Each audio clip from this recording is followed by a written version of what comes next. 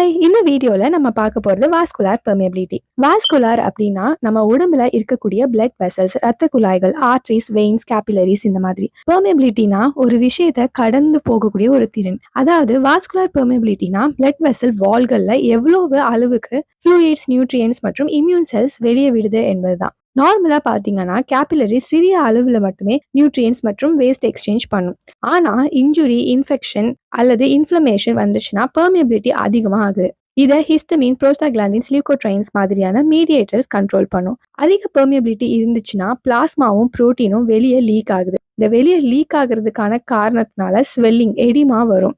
சிம்பிளா சொன்னா vascular permeability என்பது பாடிக்கு தேவையான போது கேட் ஓபன் பண்ணக்கூடிய ஒரு சிஸ்டம். ஆனா அதிகமா ஓபன் ஆயிட்டா ஸ்வெல்லிங், இன்ஃப்ளமேஷன் மாதிரியான பிரச்சனைகள் வரும். நம்ம சேனல்ல புரோஸ்டாகிலாண்டின்ஸ் அண்ட் லியூகோட்ரைன்ஸ் பத்தி ரீசெண்டா நம்ம வீடியோ போட்டிருக்கோம். செக் பண்ணி பாருங்க. சேனலை சப்ஸ்கிரைப் பண்ண மறந்துடாதீங்க.